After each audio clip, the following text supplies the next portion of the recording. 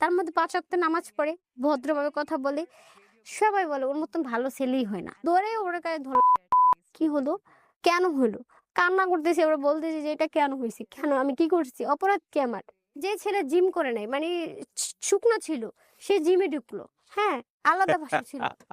হ্যাঁ, এগুলো আসলে ওর গল্প শুনে ওকে কি অ্যাডভাইস করবো বা আমি কি বলবো আমি বুঝতে পারছি না। তবে একটা কথা বলি, ভুল মানুষে ভালোবাসা এটা অনেক বড় একটা ভুল। আপনি বলছেন না আপনার কথা অনুযায়ী সে ভুল মানুষ আপনার জীবনে, তারপর আপনি তাকে লাভ কেন করবেন? হ্যাঁ, আপনার মন হয়তো কথা শুনবেন না, আপনার মন হয়তো বারবারই চাইবে যে না এই মানুষটার কাছেই আমাকে যাইতে হবে, কিন্তু ওই মনটাকে বোঝানো মানুষ হিসেবে আমাদের দায়িত্ব। And this is a very tough job. আমি আপনাকে বলি এটা খুবই কঠিন, কারণ এই প্রেম, এই ইমোশন কোনো যুক্তি মানে না। আসসালামু আলাইকুম প্রিয় দর্শক এবং শ্রোতা, আল্লাহ সর্ব অবস্থায় আমাদের সবার মঙ্গল করুন সেই দোয়া এবং শুভকামনা জানিয়ে শুরু করছি লাইফের একটি episode. Studio of creative arts লিমিটেডের এই অনুষ্ঠানটি আপনারা দেখতে পাচ্ছেন সামাজিক যোগাযোগ মাধ্যমে।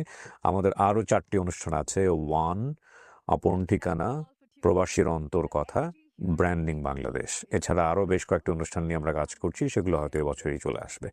আমাদের মূল জায়গাটি হচ্ছে ইউটিউব, এছাড়াও ফেসবুকে আমাদের পেজ আছে RJ Kibria. Studio of creative arts limited নামেও আমাদের একটি পেজ আছে, সেটাও খুব শীঘ্রই অ্যাক্টিভ হবে। এবং এছাড়া আমার তো পার্সোনাল প্রোফাইল আছে যেখানে আপনারা টুকটাক আমার কাজ সম্পর্কে জানতে পান। কিন্তু আপনারা এই যে নতুন যে অনুষ্ঠানটির কথা আমি বললাম ওয়ান, এটা নিয়ে আমাদের ইউটিউবে একটা চ্যানেল আছে, আপনারা জানেন। ওয়ান স্পেস সকার নামে সার্চ করলে আপনি চ্যানেলটি পাবেন। খুবই নতুন একটি চ্যানেল আমরা গড়ার চেষ্টা করছি। আশা করছি নতুন নতুন যে ভিডিওগুলো আসছে সেগুলো দেখলে হয়তো বা বুঝতে পারবেন যে আমরা কী পরিমাণে এফোর্ট দিচ্ছি প্রতিটি ভিডিওর পেছনে। আপনাদের দোয়া থাকলে, ভালোবাসা থাকলে, সাপোর্ট থাকলে আমরা অনেক দূর এগিয়ে যাবো ইনশাল্লাহ। আর আমাদের যে কোনো অনুষ্ঠানে অংশগ্রহণ করতে হলে আমাদেরকে ফোন করবেন। আমাদের ফোন নাম্বার হচ্ছে 09639887777। এছাড়া আপনারা চাইলে আমাদেরকে মেইলও করতে পারেন। আমাদের মেইল অ্যাড্রেসটি হচ্ছে sharemystory24@gmail.com। নাম কি আপনার? আমার নাম জেসমিন আক্তার মিম। মিমের বয়স কত? আমার বয়স ২৫। 25 বছর। জন্ম জেলা? কুমিল্লা চান্দিনা। এখন থাকেন কি ঢাকাতে? বর্তমানে হ্যাঁ, ঢাকায় আছি। বলেন মিম। আমার আব্বুর ১ম পক্ষ ছিলেন, ২য় পক্ষ হলো আমার আম্মু। ওকে। ২য় পক্ষের সন্তান শুধু আমি। আমার জীবনটা ছিল টানাটানি। কখনো বাবার সাথে কখনো মায়ের মায়ের সাথে? সাথে, হ্যাঁ। তো একসময় আমার আব্বু মারা যায় এবং কি আমার আব্বুর সাথে আমার আম্মুর ডিভোর্সও হয়ে যায়। আপনার বাবা মারা যাওয়ার আগেই আপনার মায়ের ডিভোর্স হয়ে গেছে। ডিভোর্স হয়ে তো বাবা মারা যাওয়ার পর কার সঙ্গে থাকলেন? বাবা মারা যাওয়ার পরে আমি আম্মুর সাথে থাকা শুরু করি। আব্বু মারা যাওয়ার কিছুদিন আগে, প্রায় ধরেন মাসখানেক আগে, আমার আম্মু তখন কি করে একটা বিয়ে করে ফেলে। তো কিন্তু আমার আম্মুর তখন মোটামুটি ভালো টাকা ছিল। শাড়ি কাপড় বলেন এগুলো ইন্ডিয়ান থেকে ডাইরেক্ট নিয়ে এসে নামাতো। হুম। সে একটা পুরুষের মতনই কাজ করতো। মানে আমি ওই লোকটাকে কখনো বাবা হিসেবে গ্রহণ করিনি। আমি কিন্তু বরাবরই তাকে মামা ডাকি। ও লোকটা কিন্তু আগে বিয়ে হয়নি। আমার আম্মু তার ফার্স্ট ওয়াইফ ছিল। এক সময় পরে দেখা যাচ্ছে যে আমার আম্মু মানে ওই আঙ্কেলটা মানে মামাটা আরকি একেক দিকে মেয়েদের সাথে উল্টাপাল্টা করে। আমার আম্মুর তখন মাথায় কাজ করতেছে না। হঠাৎ করে সে মানে আমাদের যে জমি জমা আছে না, সব আমার আপন খালামণির কাছে বিক্রি করে দিছে। বিক্রি করে সে ঢাকা চলে আসে। আপনাকে নিয়ে? হ্যাঁ, আমাকে নিয়ে এবং কি উনাও ছিল। সেখানে আবার আমার একটা ছোট ভাই হয়। যখন আমি মোটামুটি বুঝি, ১৪ বছর চলে। কখনো মাদ্রাসায় পড়ছি, কখনো স্কুলে পড়ছি। পড়ানোর জন্য মানে আমার চাইতে আমার আম্মুর চেষ্টা ছিল। আবার স্কুলে ভর্তি হলাম। গার্লস স্কুলে পড়তাম আরকি। সেখানে একটা ক্লাসমেট ছিল। হ্যাঁ। তো ওর সাথেই আমি পড়তাম। ওর মামা স্কুল থেকে নেওয়া আসা করার জন্য আরকি আসতো। তো উনি আমাকে দেখে। ক্লাস 6 এর ঘটনা? হ্যাঁ, এটা 6 এর ঘটনা। ওকে।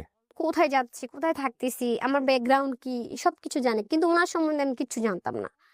তো বলতো, "মিম তোমার নাম্বারটা দাও।" পরে আমার আম্মুর নাম্বার দেই। দেওয়ার পরে আমি ওর নাম্বারটা নেই।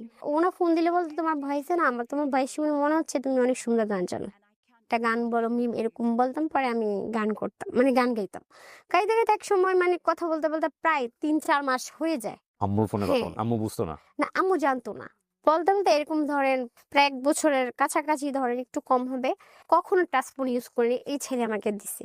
ক্লাস 6 এ থাকা অবস্থায়? হ্যাঁ, 6 এ আপনার মা জিজ্ঞেস ১ করেনি ফোন বছরের মধ্যে। ফোন কোথায় পাইলি?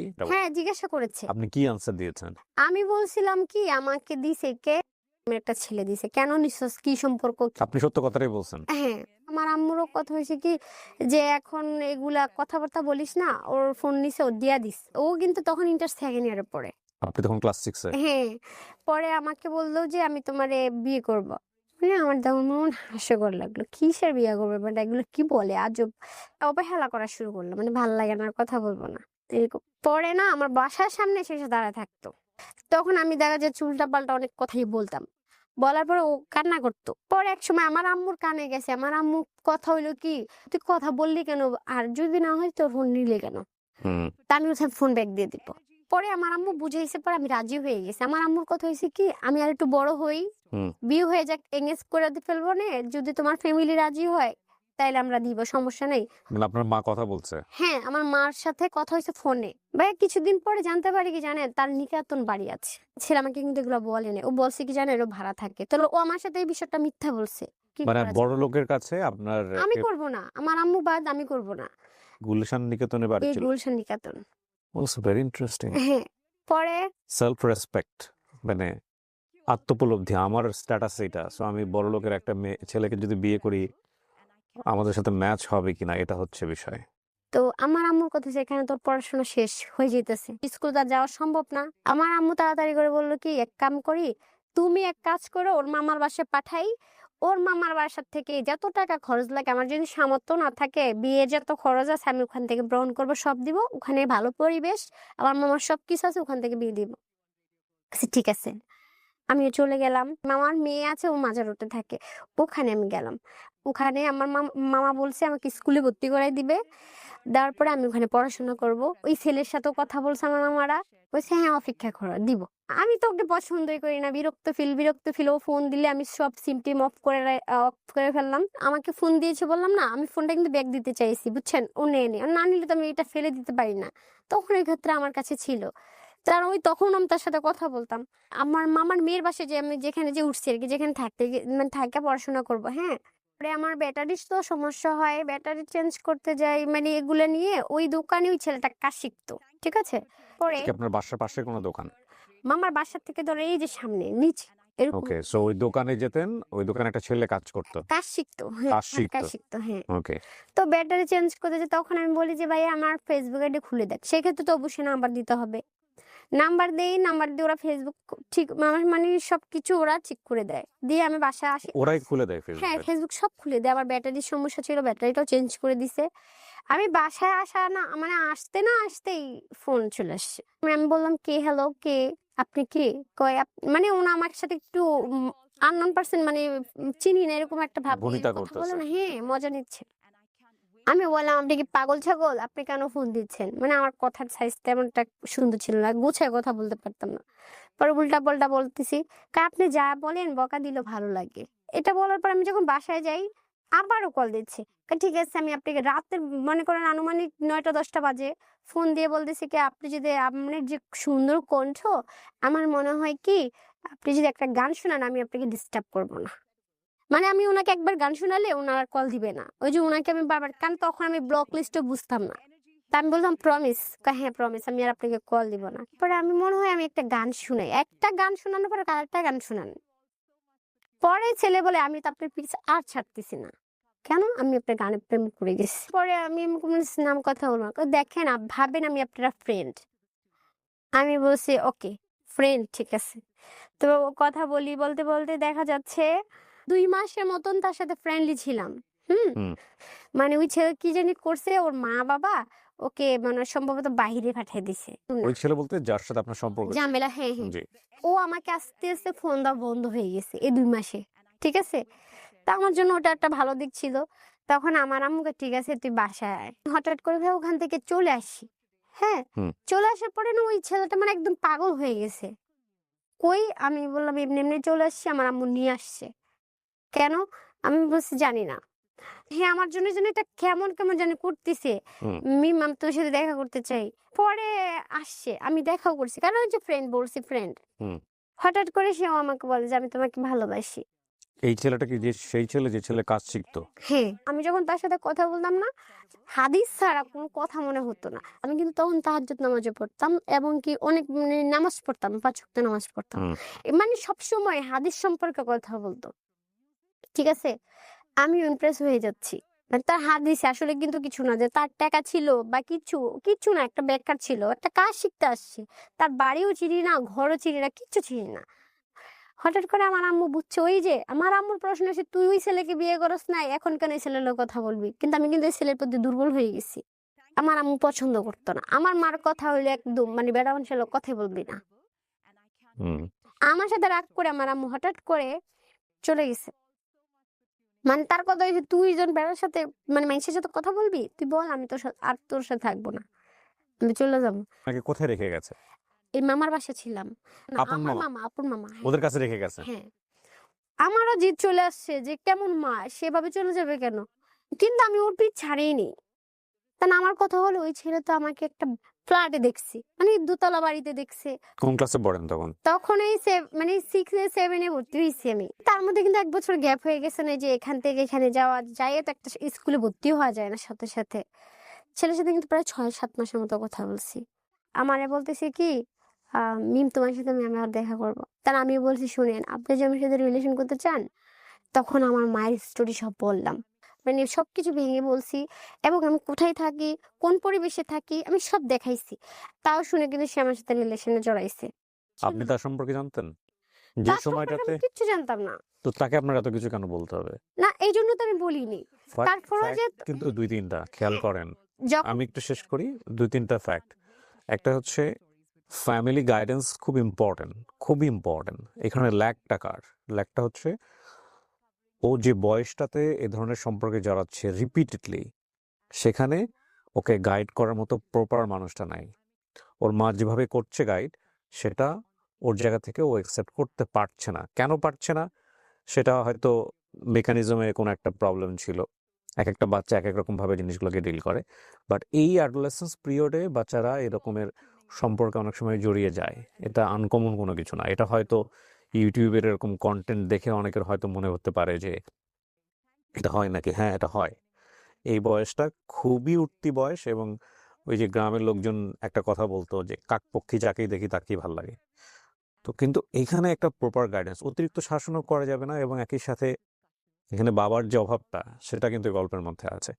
গল্পটা কোথায় দাঁড়াবে আমি জানি না, একটু শুনতে থাকি। মাঝখানে আমি সরে দিতেও চাইছিলাম, কারণ আমার আম্মুটা পছন্দ করতেছে না। হুম। সে আমাকে বলতো কি, তুমি যদি আমার জীবন থেকে সরে যাও, আমি মরে যাবো, এটা করবো সেটা করবো। এরপর আমি এমনও মিথ্যা বলছি, আমার আম্মু না আমাকে বিয়ে দিচ্ছে, হুম। তুমি আমার ভুলে যাও। এরপরে বলতেছে কি, আম, যে তোমার বিয়ে করবে আমি তাকে এটা করবো সেটা করবো, তোমার মেরে ফেলবো, মানে এই টাইপের কথা বলতেছে। হের এগুলো দেখে দেখে না, সে তো আমার প্রতি খুব দুর্বল, আমিও তার প্রতি দুর্বল। পরে আমি তার সাথে কথা বলতেছি, বাবার বাসায় থাকতেছি, থাকতে থাকতে তখন তার সাথে সে কিন্তু মাঝে মাঝে ওই আমাদের যে এলাকা আছে না, হুম। মানে আশেপাশে আসতো, আসলে দেখা করে চলে যেত, মানে তার সাথে মানে দূরে কোথাও আমি যাইনি। মামি পরে বলছে কি, দেখি ওই ছেলেকে আমারও দেখার আছে। আমারও কথা হলো, ঠিক আছে, সে আমার স্থানটা দেখুক, হুম। দেখো পছন্দ না হলে চলে যাবে, না হলে না। পরে আমরা কি করলাম, আমার ওই মামির বাসায়, হ্যাঁ, আমার একটা ভাবি আছে, ওনার রুমে আনলো। ওনার রুমে আনার পরে একটা মানুষ আপ্যায়ন যেভাবে করা লাগে আর কি, সেভাবে আপ্যায়ন করলো তাকে। হুম। ফ্যামিলি, পরিবেশ সবকিছুই দেখছে। হুম। দেখার পরে সে চলে গেছে। যাওয়ার পরে সে আমার সাথে তাও ঠিক মতো সুন্দরভাবে কথা বলতেছে। বলার পরে আমারে বলতেছে কি, মিম, তোমার আম্মুরে বল আমি তোমার বিয়ে করবো।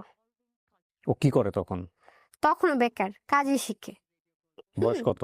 ইন্টার কমপ্লিট করে ফেলছে, বিয়ে ভর্তিছে কিন্তু পড়ে নাই। আর আপনি তখন ক্লাস 7-এ পড়েন? 7-এ, হ্যাঁ। বিয়ের প্রস্তাব দিয়েছে, হ্যাঁ, তারপর? দেখে মনে হবে এর মতন ছেলে আর পৃথিবীতে একটাও নেই। হ্যাঁ, আমার মামা মামি যে দেখছে সবাই পছন্দ করে ফেলছে। হ্যাঁ, ভদ্রতা দেখে। তো আমার আম্মুরা এসে বলছে, না, ছেলেটা অনেক ভালো হবে, আপা রাজি হইয়া যান। আমার আম্মুরও কান বলতো, ঠিক আছে দেখি। আমার আম্মুর মোট কথা হয়েছে যে আমাকে বিয়ে দিতে পারলেই বাঁচে। আমার আম্মু দেখলো, দেখার পরে আমার আম্মু বলছে, বুঝলাম তুমি আমার মেয়ের ভালোবাসে বিয়ে করবা, ঠিক আছে বিয়ে দিব, কিন্তু তোমার আম্মু কোথায়, তোমার বাবা মাকে নিয়ে এসো। ওই বিষয়টা আসলে বলে কি, আন্টি আমার বাবা মাকে আমি রাজি করাবো। আয়া করছে, আপনি একবার বিয়ে করাই দেন, বিয়ে করে ফেললে তো মাইনা না মাইনা কই যাবো। আমার আম্মা কইছে যে না, আমি এভাবে বিয়ে করাবো না, গার্জেন ছাড়া কোনো বিয়ে হইব না। তাই আমার আম্মা কইছে যে তুমি তো বিয়ে করবা, বিয়ের খরচ তো না হইলো মিনিমাম 5-10 হাজার টাকা আছে, তুমি কই পাইবা, তুমি তো কাজও করো না।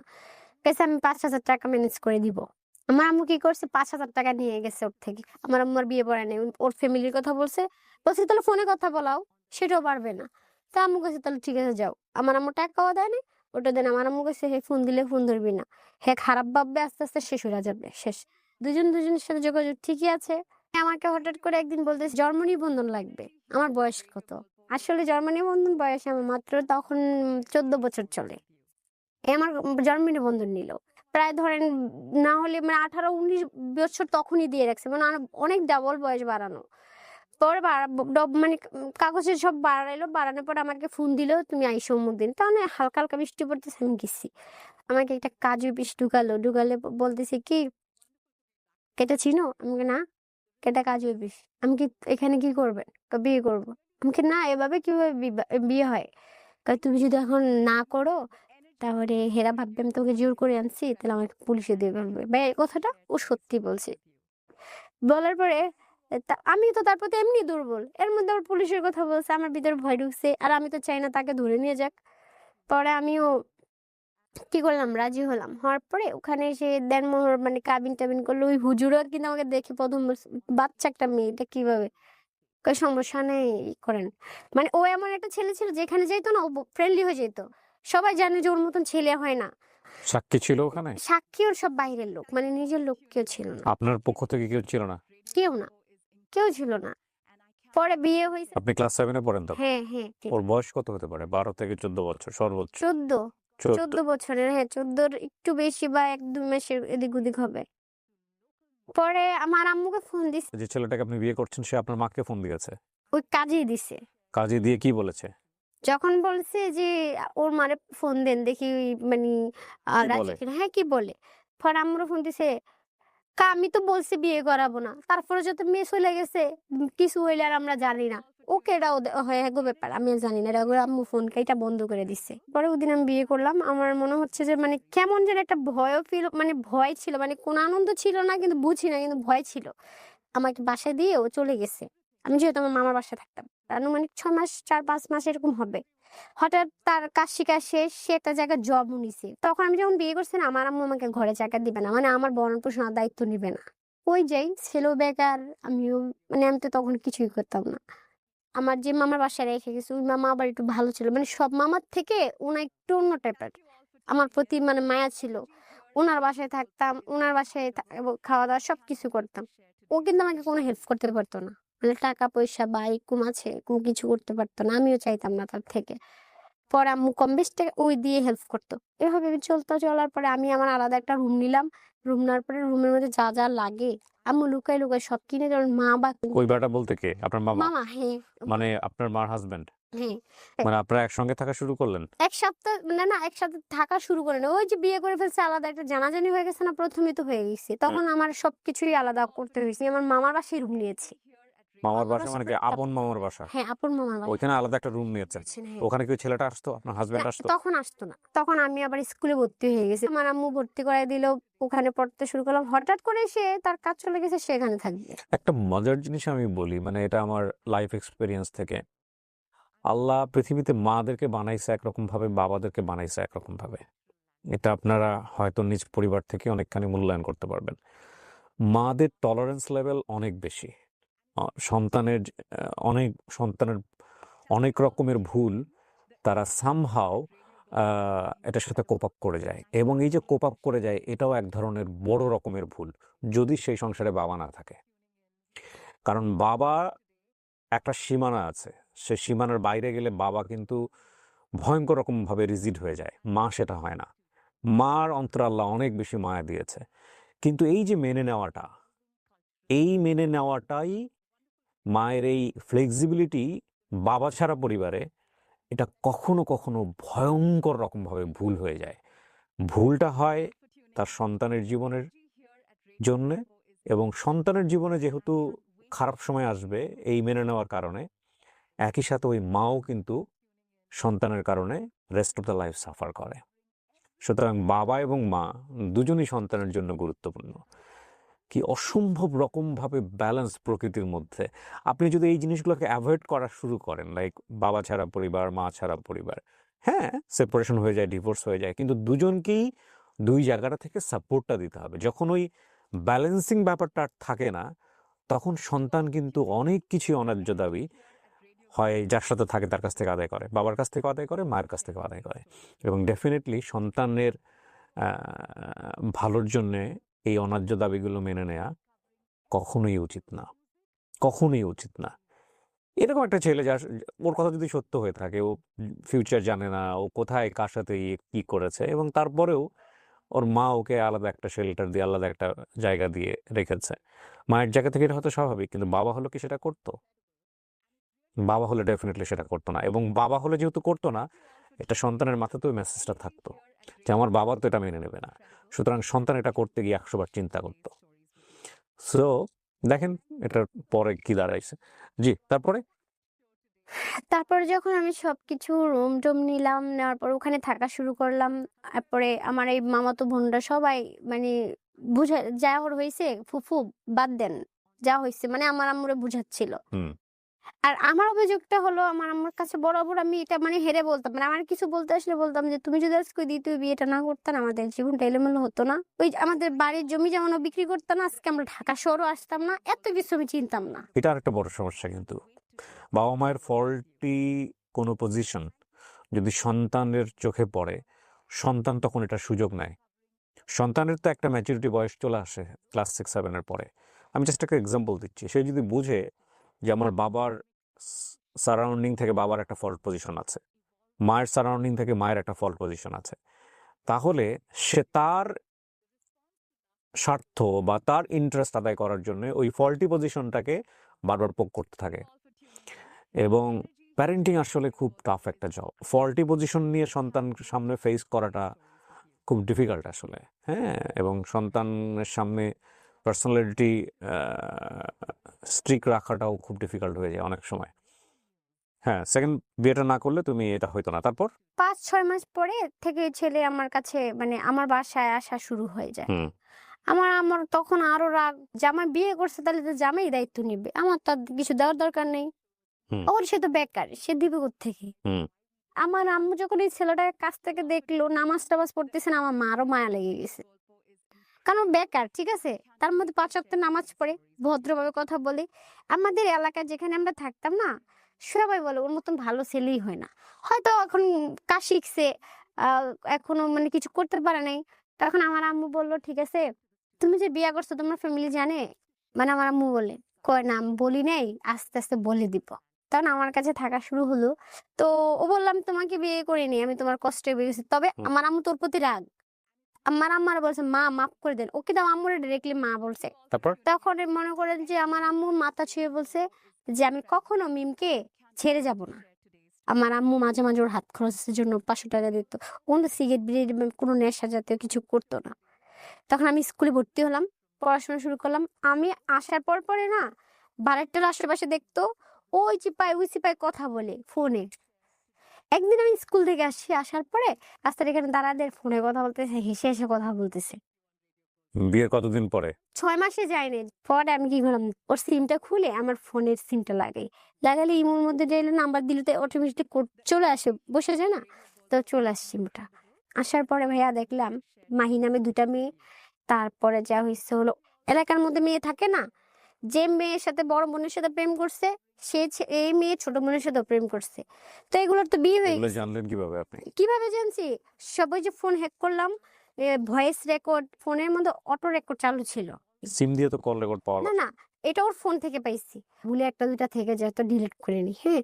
ওই সময় আমি কেমনে ফোন টিপতে, টিপতে এই রেকর্ড গুলো আমি পেয়ে গেছি। আপনারা এই যে গল্পের এই পর্যায়ে এসে এতটুকু শুনে অনেকেই ওকে জাজ করবেন না যে এই মেয়ে না জেনে শুনে বিয়ে করছে, এই মেয়ে না জেনে শুনে এটা করছে, এই মেয়ের জীবন এটাই হওয়া উচিত, এই মেয়ে এরকম সেরকম অনেকে আজে বাজে মন্তব্য করবেন।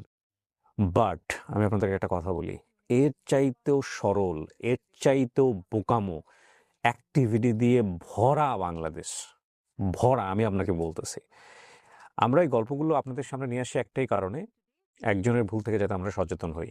এবং এইখানে প্রেমে পড়ে গেছে, অ্যাডোলেসেন্স পিরিয়ডে এই জিনিসগুলো হয়েছে, এগুলো অনেক হতেই পারে। আমি যদি বলেন এটা, হ্যাঁ, আপনি এক একটা এথিক্যাল পয়েন্ট অফ ভিউ থেকে, আপনার এক একটা এথিক্সের জায়গা থেকে আপনি যদি বলেন এটা হওয়া উচিত হবে না, এটা ঠিক আছে, সব এথিক্সের জায়গা থেকে। কিন্তু তারপর অনেক সময় হয়ে যায় মানুষের জীবনে।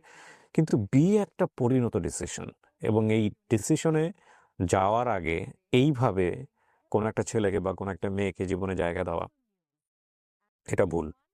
এই জায়গাটা আমি বহুবার আমার বিভিন্ন অনুষ্ঠানে দেখিয়েছি। তো আপনি এগুলো পেয়েছেন, হ্যাঁ, তারপরে? হ্যাঁ, পাওয়ার পরে আমি যখন রেকর্ড গুলো দেখি আমি প্রমাণগুলো নেই। নেয়ার পরে তখন আমার মাথায় ঢুকছে যে এবার থেকে বিয়ের কথা বলে দিব।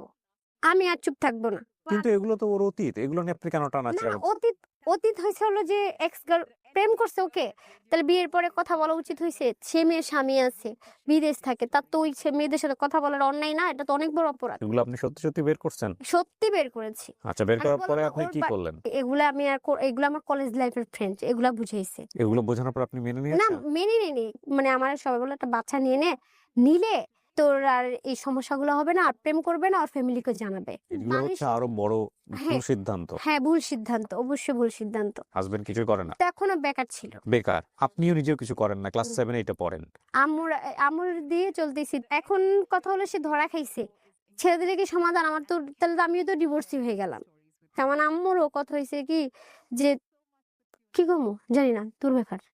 যখন বেবিটা হয় আমার সাথে এমন একটা সিনক্রেট করলো, করার পর সে রাখবে না, ব্যাস এটা হের বাচ্চা না, এটা না ওর আবার হ্যাক করি, ছবি তুলে ওই ওর ফ্রেন্ডরা যারা আছে না সবাইকে ছবি দেওয়া শুরু করে দিই।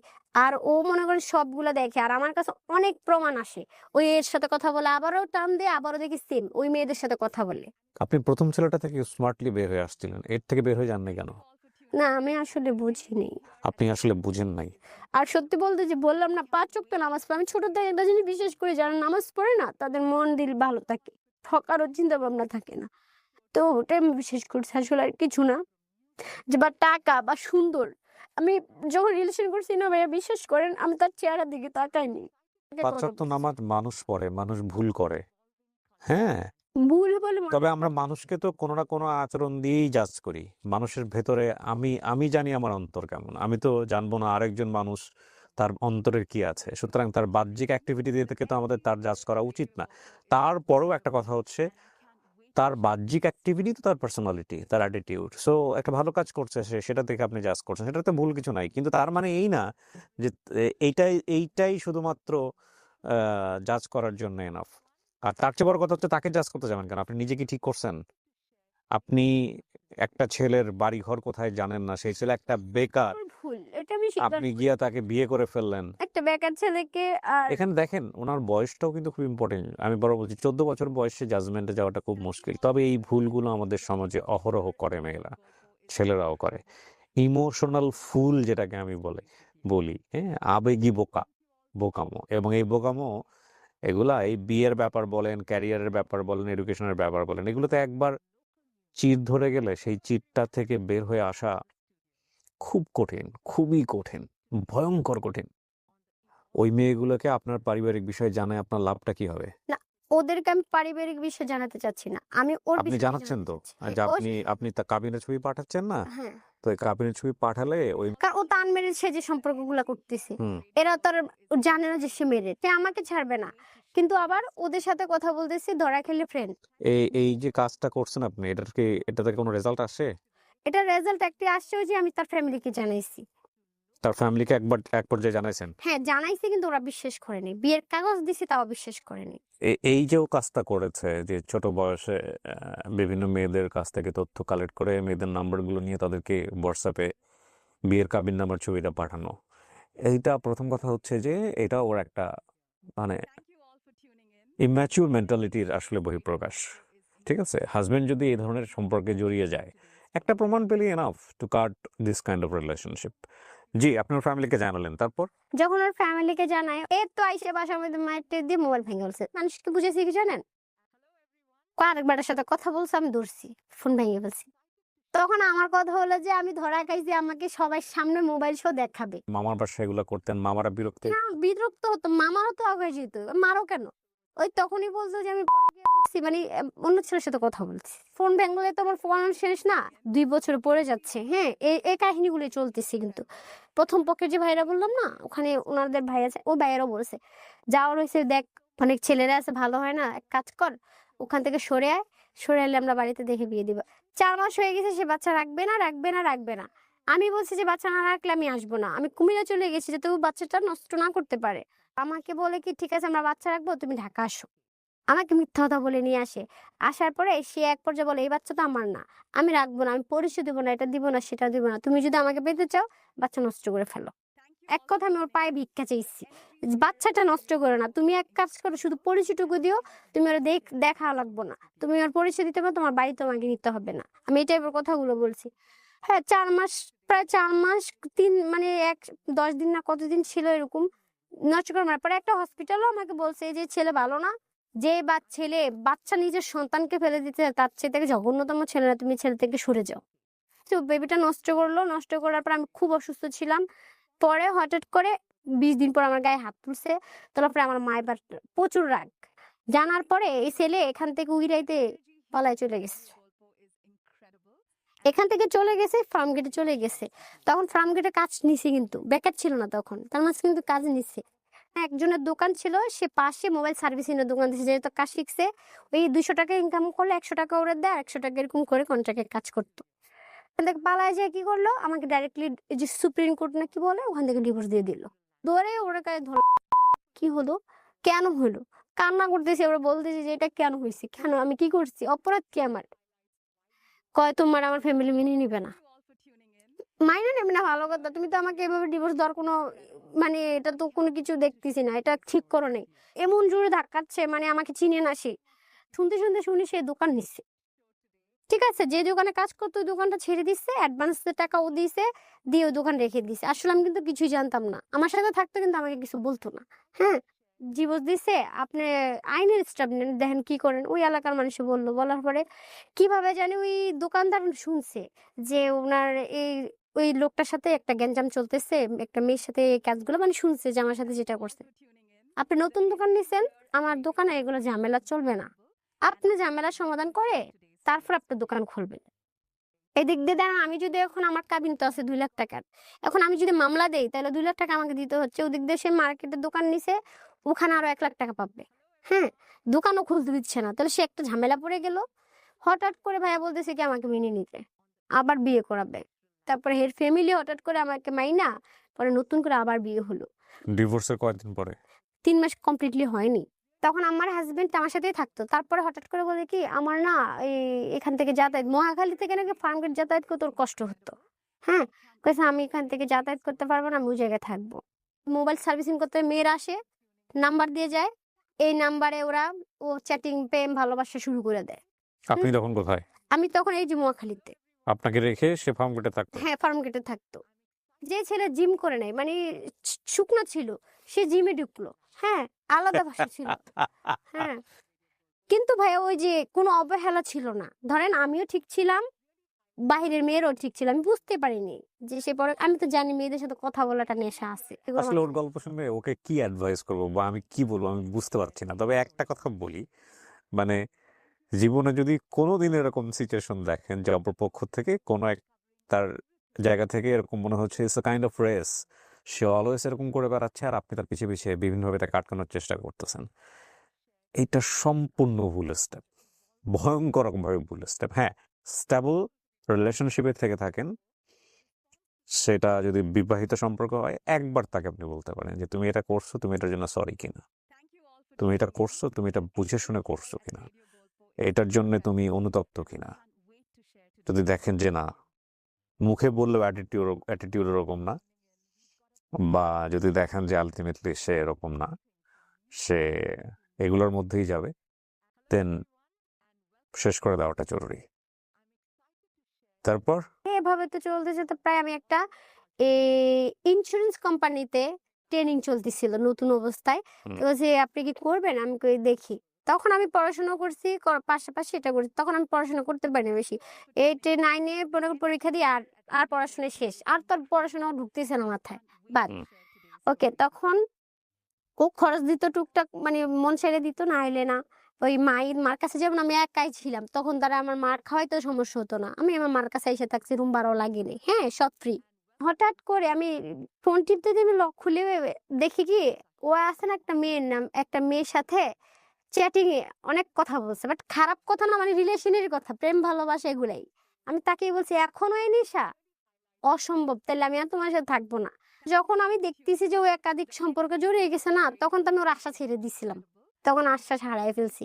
হারিয়ে তখন আমি গানের মধ্যে ওই যে নিজের ফেসবুক পেজ খুলে না খালি ভয়েসে গান করে আমি ছাড়ি। তারপর দেখা যাচ্ছে এরপর আমি একটা ভাইয়ের সাথে গান করছি। হ্যাঁ, নিজে কিছু খরচ দিছি, ওই ভাইয়ের সাথে আমি গানে ডুয়েট গানের মধ্যে আমি ঢুকছি। আমি বলছি, ওর আশা করে লাভ নেই, আমার কিছু করতে হবে। মাও আমাকে আর দেখতে পারতেছে না। তখন ওই গানের কিছু শুট করছিলাম না, ছবি কিছু ওই ফেসবুকে শেয়ার করছে, পরে ও দেখছে। দেখার পরে সে আবার লাইফে অ্যাক্টিং করে আসছে, মানে এগুলো করা যাবে না। ওকে পাওয়ার পরে আমি বলছি এটাও আমি বাদ, শেষ। ঠিক আছে, ওই ছবিগুলো ওই 17 সালের মানে 18 সালের ঘটনার ছবিগুলো ওর ফোনে এখন পর্যন্ত রেখে দিছে। ওর স্ক্রিনশট গুলো দেখলাম, আমি বলছি এগুলো কি, আমি রাখবো না, আমি নিজে ডিভোর্স দিব, আমি তোমাদের কাবিনে টাকা নিব না, সমস্যা নেই।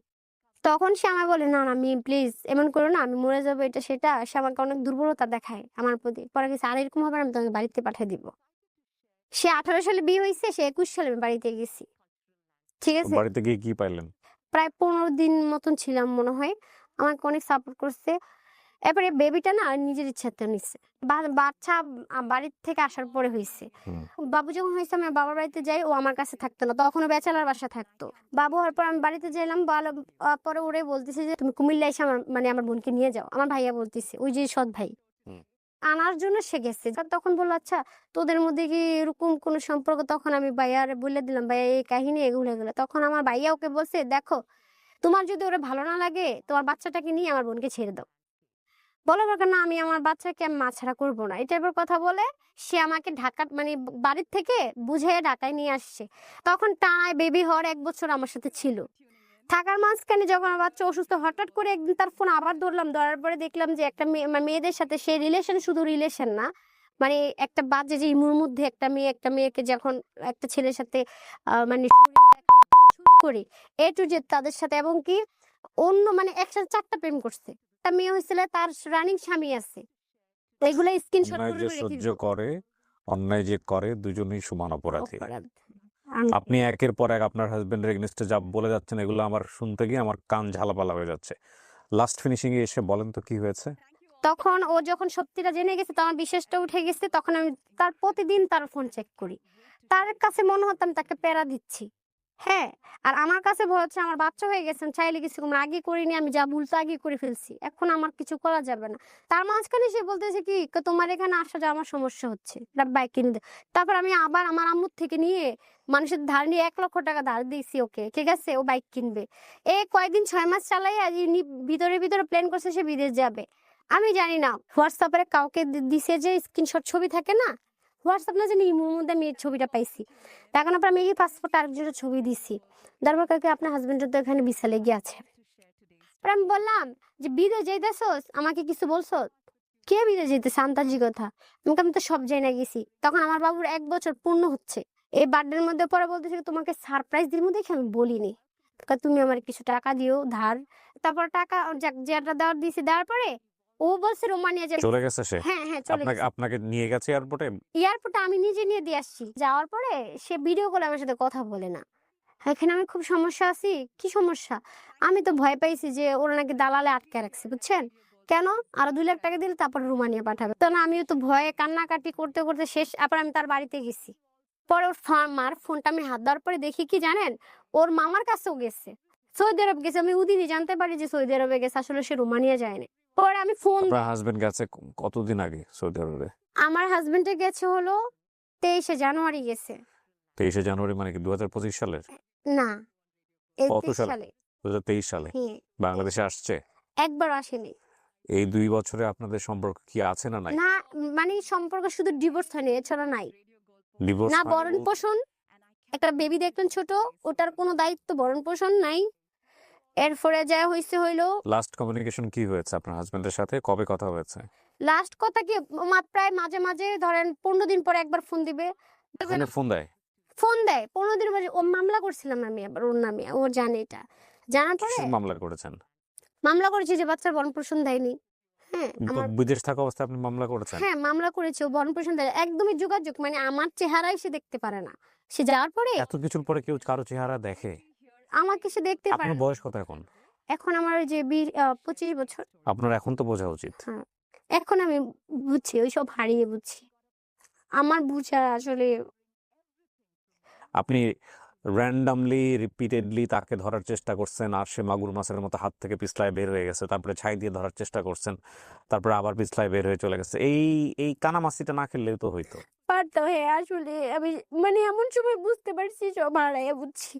কারণ ও শুধু মানে কি বলবো, ও আমাকে রাস্তার মেয়ের থেকে শুরু করে, হ্যাঁ মানে এমন গালি বিদেশ যাওয়ার পরে শোনেন আমি বলি, হাজব্যান্ড ওয়াইফের লাইফে, কনজুগাল লাইফে এই ধরনের অনেক ঘটনাই ঘটে, এগুলো আর এগুলো বলার দরকার নাই। বাট বটম অফ দ্য স্টোরিটা কি আসলে? বটম অফ দ্য স্টোরি হচ্ছে প্রথম স্টোরি হলো কি জানেন, মূল কথা হলো ও আমাকে ভালো লাগে না, মানে ও আমাকে না, এই এটা দেশে বটম অফ দ্য স্টোরি না। না, ও এটা বটম অফ আমাকে দ্য ভালোবাসে। শোনেন, বটম অফ দ্য স্টোরি হচ্ছে 14 বছর বয়স এনাফ না বিয়ে করার জন্য, নাম্বার 1। মেন্টাল ম্যাচুরিটি জায়গাটা ঠিক ছিল না। সো নাম্বার 2 হচ্ছে হলো এমন সবচেয়ে ইম্পর্টেন্ট যেটা, এমন কাউকেই বিয়ে করা উচিত না যেই ছেলের পারিবারিক খবর আপনারা জানেন না, যে ছেলে কোথায় বা যে মেয়ে কোথায় বড় হয়েছে, কিভাবে হয়েছে। জেনে শুনে সিদ্ধান্ত নিলে সেটা ডিফারেন্ট কেস। বিয়ে ব্যাপারটা আমার খুব, কোথায় জানি শুনেছিলাম আমি, যে এটা আমি অনেকবার বলেছি, এই ভুলগুলো কিন্তু আসলে এরকম না যে আমি করিনি আপনি করেননি, যারা শুনছেন তারা করেননি, ইনক্লুডিং সবাই। এটা হয়ে যায় আমাদের জীবনে। শুধু 14 বছর না, এটা আসলে আপনার অনেক সময় 40 বছরের গিয়েও এ ধরনের ইমোশনাল ভুল হয়ে যায়। ভুল হওয়াটাই স্বাভাবিক মানুষের জীবনে। কিন্তু আমরা চেষ্টা করতে পারি যে অ্যাটলিস্ট আমাদের এই ভুলগুলো থেকে যেন আল্লাহ আমাদেরকে বাঁচায়। বিয়েটা দুটো পরিবারের বন্ধন, বিয়েটা শুধু 2 জনের বন্ধন না। হ্যাঁ, অনেক আবেগের বশবর্তী হয়ে, অনেক ইমোশনাল অ্যাটাচমেন্ট হয়ে আমরা ভাবি যে ওই মানুষটাকে ছাড়া আমার জীবনটা কোনোভাবেই চলবে না। বিশ্বাস করেন, আমি আবারও বলতেছি আপনাদেরকে, মানে বিশ্বাস করেন, এর চাইতে বোগাস, আপনি যদি বিলিভার হন, একমাত্র আল্লাহকে ছাড়া আপনার দুনিয়াতে কাউকে চলবে না। এছাড়া আপনার চলবেই, আল্লাহ চালাবি, কোনো না কোনোভাবে চালাবি। কিন্তু এই যে ইমোশনাল অ্যাটাচমেন্টটা, এই যে মায়াটা, এই যে তোমাকে ছাড়া, তোমাকে না দেখলে আমার দুনিয়া উথাল বাতাল হয়ে যায়, এটা সাময়িক। আপনার এমনও সময় আসবে যে সময়টাতে আপনি ভেঙে চুরে দুমড়ে মুচড়ে যাবেন, এবং এমনও মনে হবে যে না, আই ক্যান ব্রিথ, আমি নিঃশ্বাস নিতে পারতেছি না এই মানুষটাকে ছাড়া। বিশ্বাস করেন, জাস্ট আল্লাহর উপর তাওয়াফ করে আপনি শুধু হালটা ধরে রাখেন যে you need to survive by any means. এমন একটা সময় আসবে জীবনে যে মনে হবে যে এত ফানি ছিল বিষয়টা, এত হাস্যকর ছিল বিষয়টা। আপনাকে জাস্ট মনে করতে হবে জীবনে একটা ঝড় চলতেছে, ঝড়টা থামবে। এবং আমরা এই ইমোশনাল মোমেন্টে যদি জীবনের কিছু সিগনেচার ওয়ার্ক থাকে, লাইক বিয়ের মতো, বিয়ে করা বা ক্যারিয়ারের ডিসিশন নেওয়া, স্টুডেন্ট লাইফের ডিসিশন নেওয়া, এই জিনিসগুলো যদি ইমোশনালি ভুল করি, এগুলার এমন ব্রেক হয়ে যায় যে এগুলার কখনো রিকভারি হয় না। ধরেন এই মেয়েটার ক্ষেত্রে আমি যদি বলি, 25 বছরের বয়সে ওনার জীবনে যে ঘটনাগুলো ঘটে গেছে, যে মেন্টাল ব্রেকডাউনটা হয়েছে, সেটা রিকভারি করতে অনেক সময় লাগবে। আদৌ রিকভারি হবে কিনা সেটা একটা বিগ কোশ্চেন। কিন্তু ও যে বাবা ছাড়া বড় হলো, একই ঘটনা কিন্তু সন্তানের ক্ষেত্রেও হচ্ছে। সো এই ভুলের রেজাল্টটা হচ্ছে ভয়ঙ্করভাবে জেনারেশন টু জেনারেশন ক্যারি করা। বিষয়টা এমন না যে ওই একটা ম্যাচিউর বয়সে এসে ওর জীবনে এর চেয়ে তো খারাপ ঘটনা ঘটতে পারতো। হ্যাঁ পারতো, কিন্তু যেই ঘটনা আসলেই খারাপ হওয়ার সম্ভাবনা আছে, যেই সিচুয়েশনে আসলেই একটা ভয়ঙ্কর রকমের রিস্ক হয়ে যায় এবং সেটাকে অ্যাভয়েড করা যায়, তো আমি সেটাকে অ্যাভয়েড কেন করব না? এটাই হচ্ছে মূল কথা। ঠিক আছে? আপনি গল্পটা কেন বললেন আজকে বলেন তো? আপনার কাছ থেকে একটু শুনে শেষ করি। আপনি যার কথা এখানে বলেছেন, এটা কিন্তু একটা বলে নেই আমি, এটা কিন্তু একপাক্ষিক বলা। হ্যাঁ, এটা সম্পূর্ণ একপাক্ষিক বলা। আপনার হাজবেন্ড যদি দেশের বাইরে থেকে কখনো বাংলাদেশে এসে আমাদেরকে এখানে বলতে চায় যে আমিও বলতে চাই, ওর এগেইনস্টে আমার অনেক কিছু বলার আছে, আপনার হাজবেন্ডেরও সুযোগ থাকবে। ও আমাদের গল্পে আমরা সবসময় একটা কথা বলি, যখন কোনো পার্সন কোনো তার স্টোরি বলে, এটা আমরা ইনভেস্টিগেট সরজমিনে গিয়ে করতে পারি না, যেটা আমাদের ডিসক্লেইমারে স্পষ্ট করে বলা আছে। সেখানে যদি কোনো পার্সনের এগেইনস্টে কমপ্লেইন আসে বা সেটাকে একদম একেবারে চোখ বন্ধ করে বিশ্বাস করে নেওয়ার কোনো যুক্তি নাই, কারণ এগুলো একপাক্ষিক বলা। আপনিও আপনার গল্প বলতে গেলে দুনিয়ার সবাইকে আপনি ভিলেন বানাবেন, আপনি নিজে হিরো হয়ে থাকবেন গল্পে, এবং আমি বলতে গেলে তাই করব। সেগুলো একপাক্ষিক বলা। বাট যে পার্সনকে নিয়ে বলা হচ্ছে, তার যদি বক্তব্য থাকে যে না, আমার বক্তব্য আছে, I want to expose myself, আমি নিজেকে দেখিয়ে ওর মতো করেই আমি বলতে চাই, তাহলে তার দরজা সারা জীবনের জন্য ওপেন আছে, যে গল্প প্রচার হয়েছে তার প্রেক্ষাপটে। So you can come to us. এটা আপনার হাজব্যান্ডের জন্য ওপেন থাকলো। বাট এই গল্পে উনি যা বলেছেন সেগুলোর কোনো কিছুই ডকুমেন্টেড প্রুভেন ওয়ার্ড না। সুতরাং এটা বিশ্বাস করবেন কি করবেন না, এটা আপনার ব্যাপার। আপনি গল্পটা কেন বললেন ছোট্ট করে আমাকে একটু বলেন তো।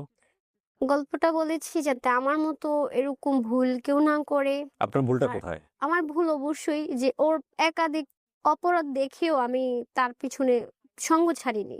এক্স্যাক্টলি। হ্যাঁ, অপরাধ আমার এটাই। আর এই অপরাধের বলি হলো আমার বাচ্চাটা। হ্যাঁ, আমার মতো জীবন পেয়েছে। তো এখন আপনি কি করেন? কিছু করেন? হ্যাঁ, আমি এখন ইন্স্যুরেন্স একটা কোম্পানিতে আছি। কাজ করেন? রুটি-রুজি নিজেই চালান? হ্যাঁ, আমি ওর জন্মের পর থেকে মনে হয় কিছুদিন মানে ও দায়িত্ব পালন করছে। ও হওয়ার পর থেকে আমিই করি সব। হ্যাঁ, ওকে শোনেন, এখন ওকে লাভ করেন আপনার হাসব্যান্ডকে? লাভ করি কিন্তু আর চাই না। ভুল মানুষে ভালোবাসা এটা অনেক বড় একটা ভুল। আপনি বলছেন না আপনার কথা অনুযায়ী সে ভুল মানুষ আপনার জীবনে। তারপর আপনি তাকে লাভ কেন করবেন? হ্যাঁ, আপনার মন হয়তো কথা শুনবে না। আপনার মন হয়তো বারবারই চাইবে যে না এই মানুষটার কাছেই আমাকে যাইতে হবে। কিন্তু ওই মনটাকে বোঝানো মানুষ হিসেবে আমাদের দায়িত্ব। And this is a very tough job. আমি আপনাকে বলি এটা খুবই কঠিন। কারণ এই প্রেম, এই ইমোশন কোনো যুক্তি মানে না। বিশ্বাস করেন যুক্তি মানে না। কিন্তু এই it's a kind of drug. এই ভুল ইমোশনে যদি আপনি নিজেকে হারায় ফেলেন, আপনি পুরো জীবনটা নিয়েই বাজি ধরেছেন এবং সে বাজির ফলাফল কখনোই ভালো হবে না। শেষ করছি আজকের মতো প্রিয় দর্শক এবং শ্রোতা। আসসালামু আলাইকুম।